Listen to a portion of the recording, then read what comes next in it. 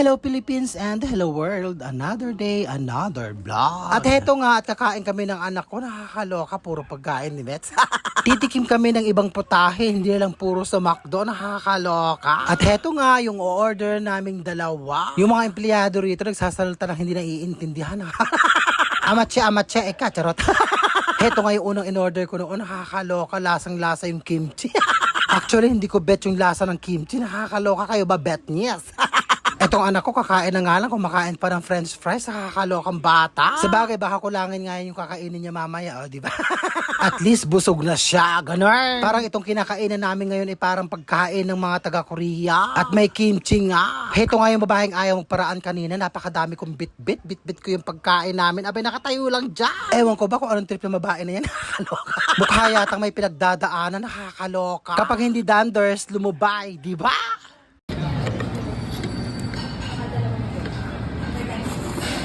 Lasa. Okay na? Ito ang kanilang beef gyudon. O, diba? Pak na pak. Let's see. Tignan natin.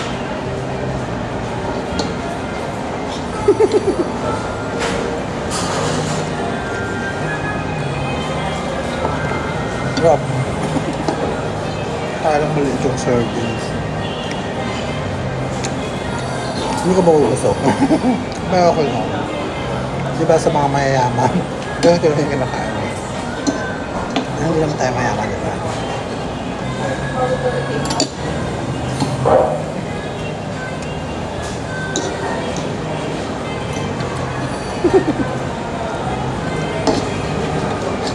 Daing ano, paka.